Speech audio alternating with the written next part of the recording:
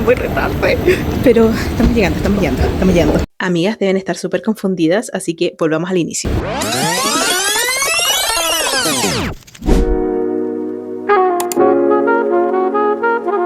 Amigas, vamos a conocer a Olivie Blake y Melissa Albert mañana.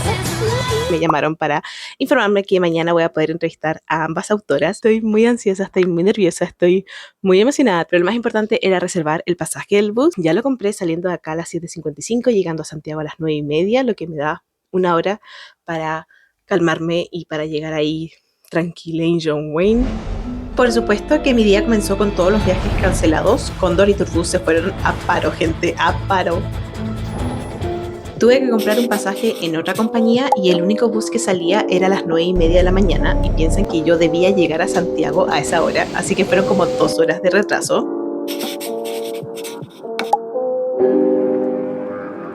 Finalmente llegué a la Antártica y ahí estaba el equipo de Amabook Chile y Ediciones Urano y se muere lo lindo que estaba el spot de las autoras. Bueno, y un poquito de contexto ante la entrevista. Olivie Blake es una autora que escribe tanto fantasía como romance.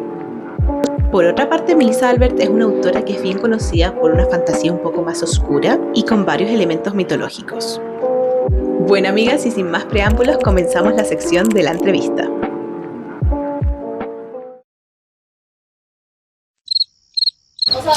Look at me now. Will I ever learn? I don't know how. Hola amigas, bienvenidas de nuevo a mi canal. Y hoy día estamos con Olivie Blake y Melissa Albert y vamos a estar haciéndoles algunas preguntas. For Melissa first, the characters in your books are often complex and also kind of flawed. Can you share a little bit about your process developing such a layered characters? I guess I would say if you're talking like protagonists especially, I kind of I figure out everything on the fly. So as I write and as I edit, they kind of like accrete into a person that feels like rounder and rounder. And then for side characters, I often find that my initial conception of someone will be so flat, like they're almost like a key in a lock that I want to like unlock a trope or like make something happen in the plot. And then it never ever works because they're like snidely, like, you know, their villains are doing this and it doesn't work. And they too, through editing, become people that I can kind of like feel and sense have like more reality, and I guess it's just like instinctual, and it's through editing. The world of Atlas 6 is filled with intellectual and magical challenges, right? So how did you develop the magical system and the academic environment in a way that felt believable yet like extraordinary? Well, academia is already, it already weeds people out. Like, built into academia is the concept that some people will succeed and some people will fail. And I think if you spend any time in any higher education, you see people being like sloughed away, that the farther you go, the fewer people are around you. And I think it creates this inflated ego of starting to believe that you're a person of importance or that you're a person that matters more than other people, because you've accomplished this thing that is, you know, that is objectively very difficult, but is also it's very sheltered, it's very isolated. I think very few people outside of the academy realize how little impact their work actually makes to the average person. And I wanted to play with this idea of the academic ego, especially because, listen, I love academia. I would have loved being in school forever, but there's also this feeling, school is like theater, that you, in the classroom, you solve these problems, right? You make the world a better place. You look for the truth, but it doesn't matter. It doesn't really mean anything. And I think that dissonance of what the work means to you versus what the work means on a global scale, or even just outside of your little experience.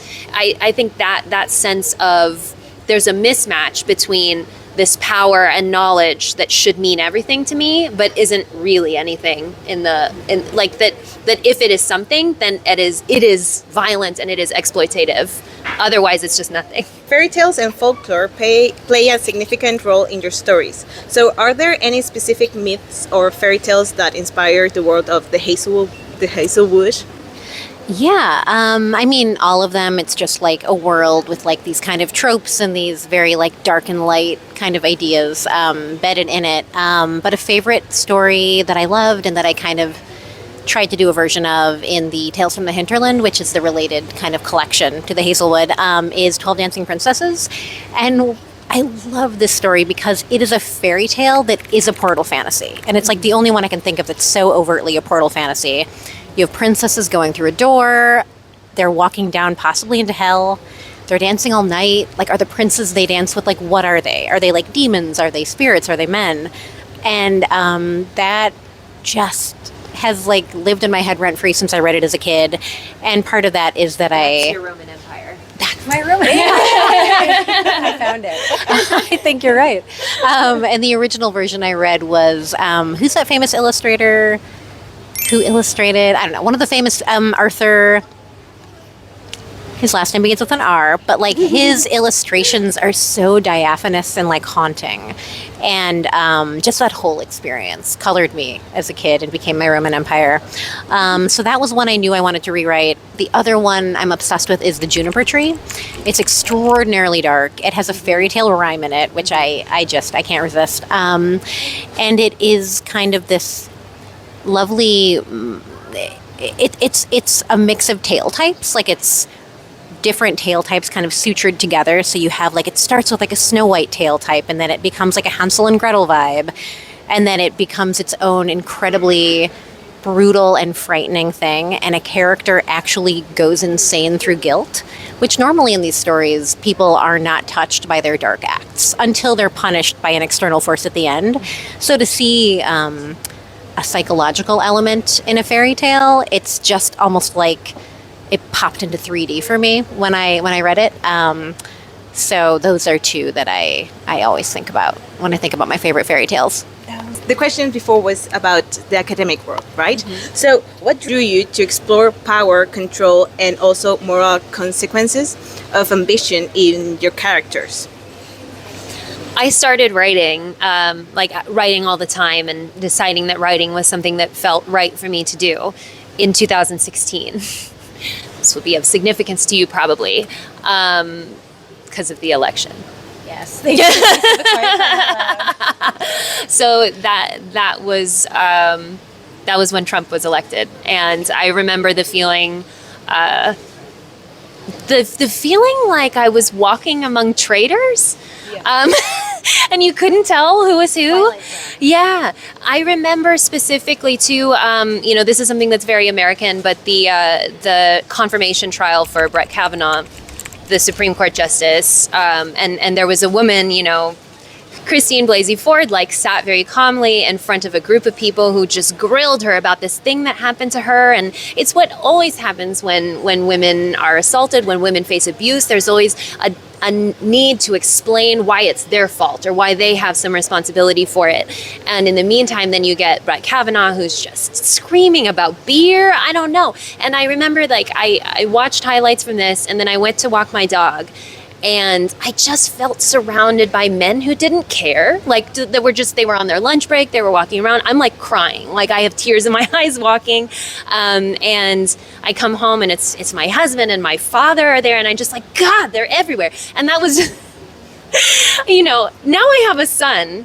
So it is just as important to me now to talk about how we all suffer under institutions of power, including the patriarchy. We all suffer when there is an imbalance or a misuse of power. And especially with things like climate change that are global, and we cannot treat them like they're local or regional issues, that we are all interconnected in some way, whether or not people choose to live like it.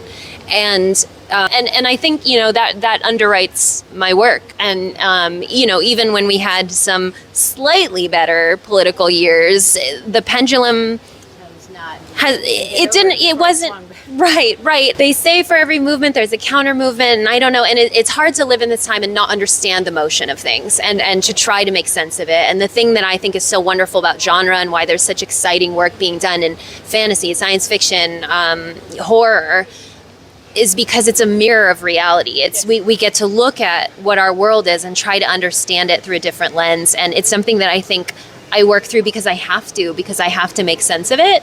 And it just tends to come out in very different ways. Yeah, also because books are politics, like everything. Yes, no. Every piece of art is political. Every piece of art is propaganda for something. If there's no such thing except maybe AI. Maybe AI makes objective art, but then why do you want it? Why would you want it? It has to be soulful.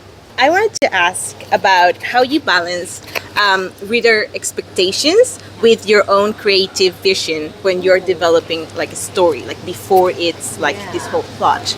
I find it absolutely impossible to do so. I feel like if I allowed in readers' expectations on top of everything else you try to like juggle and figure out as a writer, I would feel paralyzed. So you're told, like, don't bother writing to the marketplace because the marketplace will change by the time your book comes out. I have to have the same belief that, like, I cannot write to reader expectations because, A, if I did so, it would probably end up feeling boring and it wouldn't feel true and weird and like my own brain. So I guess the answer is I don't. I don't and I can't. And if there was a code I could crack, I guess, to like pleasing readers, would I maybe, do, but it's not an option. So I think that's very freeing. Maybe this is a longer question because it has a bit of a context. Okay. Okay, so when I first read Along with You and the Other, I remember thinking like I would never read something like this ever again. Like it evokes so many emotions in me. And I remember thinking about this college professor that I had that he told us like nothing is 100% original. Like the possibilities of you feeling like you're reading or watching something new is almost like inexistent. But I had like my aha moment as a reader. I was like, oh no, like I do feel it like with this. So my question is, did you had an aha moment as a writer while you were creating the story? And if so, did you feel that it was going to impact so many people? Alone Within the Ether, Contigo en el Éter, is a deeply personal work. It's the kind of thing I advise against, honestly, to writers, because when you have a book that feels personal, it's very hard to promote. And it's also very hard. Everything you make is art, right? And with art comes the possibility that people will hate it, that people will just throw away your art. So, the process of making it, I think, was the most important thing. It was like I wrote this book. I finally sat down and worked through these feelings that I had.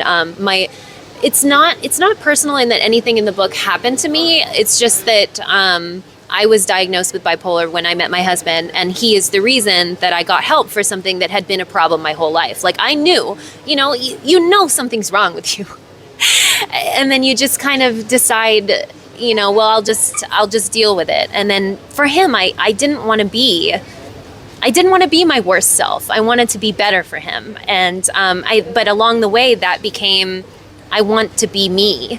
And I want him to accept me. And I don't want to always be the sick one. I don't always want to be the weak one. And so, that was a very difficult thing to work through. And that's why Alone with You in the Ether is just the first year in this very tumultuous relationship that hopefully has the suggestion that, like, now that they've gone through this, everything will be better, everything will be easier. Like, in my head, that's what it is. But of course, it is difficult because that first year, the first time of thinking, maybe I could be worthy of this, or maybe I was worthy all along. It's like I'm already... Don't write books that make you tear up while you're talking. That's not a good idea. But I also, because I wanted to feel like the inside of a mental disorder, that's why the parts are quite different. So the first part, they have narrators telling their story because they don't want to engage with their feelings. And then the second part is just them talking to each other. And then from there, you kind of get this bird's eye view of them, and to see them as like together as a unit. And then you get the feeling of mania, and you get the feeling of depression. And I was trying to transcribe an experience to writing. It was like adapting life to a book. And it was very strange. And I don't remember what the question was because I've gotten really like caught up in it. If you felt like while you were writing it that it was going to change. No, I think I didn't. I think at some point I just unlocked like this story is too important.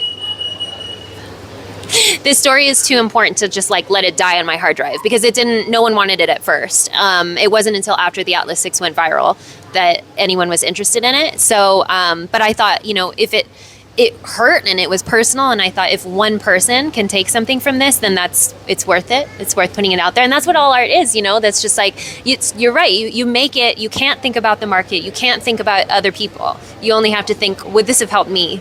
Would I have needed this? Did I need this? And the answer was yes. I do have a little gift for both of you.